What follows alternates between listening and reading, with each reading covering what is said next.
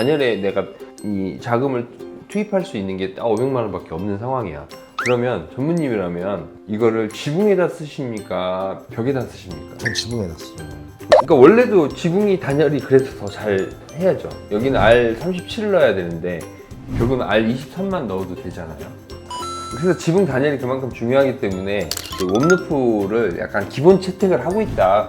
웜루프는 꼭 필요한데 견적은 올라가니까 그 부분에 대해서 이제 양해를 구하고자 뭐 이런 영상을 찍는 거기도 하고 필요성 여부를 좀 전달하고자 찍는 거긴 하죠.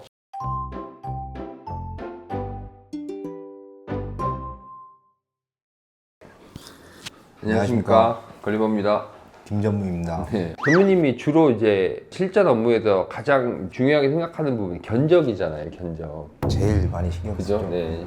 오늘은 그래서 견적 얘기를 하는 게 아니고 견적이 최근에 올라간 포인트가 좀 있었어요. 걸리버에.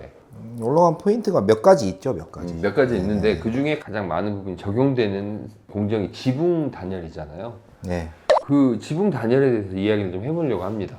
이게 필요 여부, 뭐 비용은 얼마나 드는지, 그리고 하면 얼마나 효과는 좋은지 이 정도 얘기를 하면 어떨까 싶은데, 단열에 내가 이 자금을 투입할 수 있는 게 딱 500만 원밖에 없는 상황이야.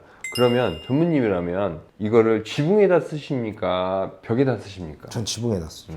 왜 그렇죠? 오히려 이제 옹기나 이런 것들은 위로 다 올라가기 때문에 지붕에서 어쨌든 차단을 해주는 게 제일 효과적이에요. 벽체나 이런 거보다는. 제가 생각할 땐 그래요. 찬 기운은 내려오려고 하는 기운이 있고 따뜻한 기운은 어쨌든 위로 올라가려고 하는 현상들이 있기 때문에 아, 이게 손실되는 건 지붕 쪽에서 많이 제일 크다는 거죠. 생기고 벽은 그냥 흐름이기 때문에 훨씬 덜하다. 내 생각은 그렇습니다. 아, 네. 그러니까 원래도 지붕이 단열이 그래서 더 잘 해야죠. 여기는 R37을 넣어야 되는데 벽은 R23만 넣어도 되잖아요. 그죠? 그래서 지붕 단열이 그만큼 중요하기 때문에 저희가 요즘에 그 지붕에 대한 부분을 그 웜루프를 약간 기본 채택을 하고 있다.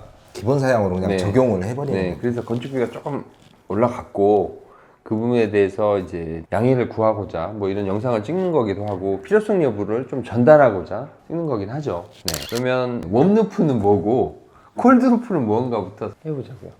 그럼 단열 방식을 얘기하는 건데 저희가 한번 전에 설명을 한번 아, 했었잖아요. 영상 보시면 이거 보고 오시면 좀 더 이해가 되실 것 같긴 합니다. 네. 그 영상을 한번 참고해 주시면 좋을 것 같고요. 저는 지붕은 이 정도면 충분하다. 약간 제가 사실 현장에서 그런 주의였습니다.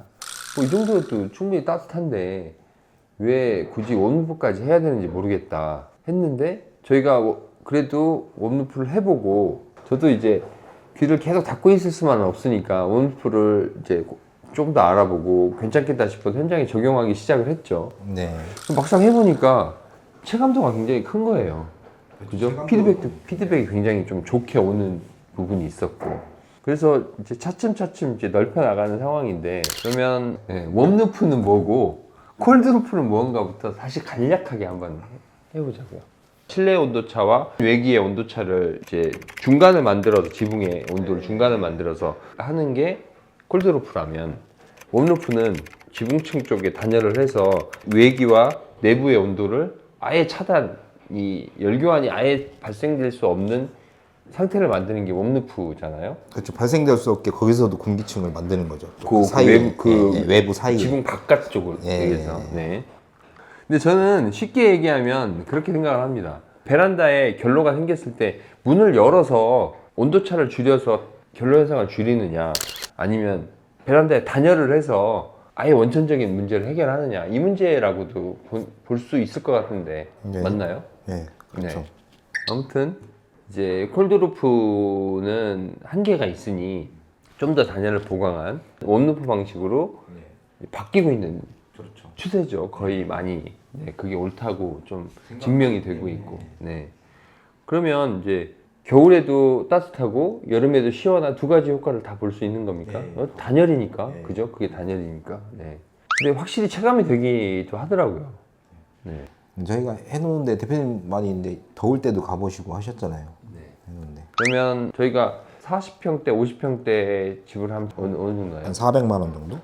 500? 네, 400만 원. 웜루프만 했을 때는 연질 폼 하지 않는 이상. 아, 폼까지 썼을 때가 그렇구나. 네, 네. 폼 하지 않는 이상. 그럼 폼은 400만 쏠 원 필요가 없어요. 없다. 단열 값은 폼하고 인슐레이션하고 다르지 않죠. 네, 같아요. 네. 네. 근데 연질폼이 더 좋다고 하는 이유가 기밀이 좋기 기밀성이 좀 더 좋을 수밖에 없는 구조기 때문에 그런 거죠. 그리고 연질폼이 오히려 좀 꼼꼼하게는 좀 더 될 수는 있죠. 기밀 상태가 더 좋아지기 때문에 아 연질폼이 좀 더 좋구나 이렇게 느낄 수도 있는데 뭐 사실 비용으로 생각하면 이거를 난 연질폼을 꼭 해야 되겠다 이러시는 분들도 있을 거고요. 아니면 굳이 조금 기밀이 조금 떨어지는 것 같아도 뭐 R37이나 그라스올 단열재를 써야 되겠다 이러시는 분들도 있을 것 같아요. 제 생각에. 그러니까 정리를 하자면 연질폼을 쓰면 대략 1,000만 원 정도의 비용이 왔다 갔다 하는 게 맞나요? 네, 맞습니다. 네. 40평 저희 그 정도 봤을 때. 브로드피크 정도의 기준이라고 봤을 때 예, 예.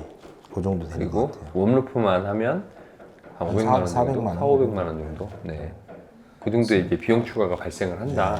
500만 원 정도 언더라면 저는 충분히 그만한 가치가 있는 작업이라고 보고요. 네. 그렇게 해야 된다고 봅니다. 그리고 뭐 단열 얘기하는 김에 요거까지 좀 하면 좋을 것 같은데 저희가 뭐 보일러를 깔 땐 이 바닥 단열이 원래는 기초 밑에 있었죠. 네. 이걸 완전히 다 위쪽으로 끌어올렸잖아요. 이게 생각해보면 전에는 50mm 단열을 뚫고 이 기초 부분에 어느 정도 이렇게 열 교환이 좀 생길 수 있었겠다는 생각이 들더라고요. 그 이유는 그렇죠. 50mm가 사실 전기 배관 가야 되고 수도 배관 가야 되고 50mm에서 끊기거든요. 그러니까 어딘가로 계속 빠져나가는 거야. 지금은 그러니까 뭐 75mm든 얼마를 깔고 그 위에 전기 배관을 깔고 그 위에 또 이렇게 한 번 더 덮어주고 하기 때문에 보일러의 열기가 기초까지 전달되기가 굉장히 어려운 구조죠. 뚫고 나가기가 힘들죠.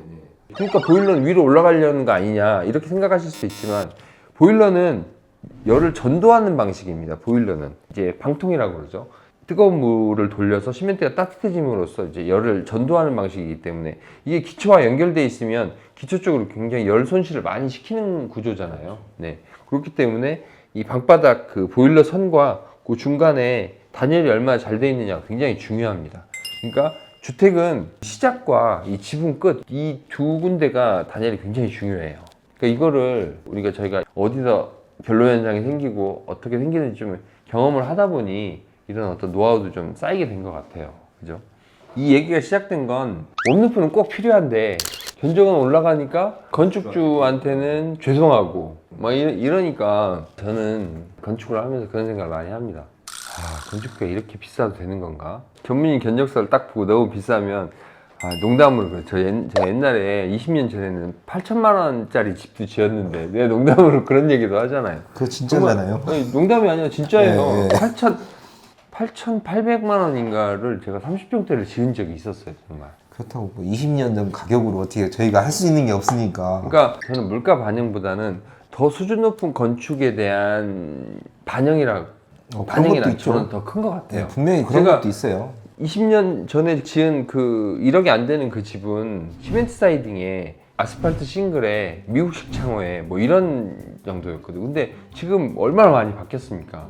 뭐 더 좋은 창호, 더 좋은 지붕재, 더 좋은 외장재, 뭐 더 좋은 인테리어 이런 것들이 다 적용이 되다 보니까 이 웜루프는 그 중에 하나인 거죠. 그렇죠. 그죠? 네.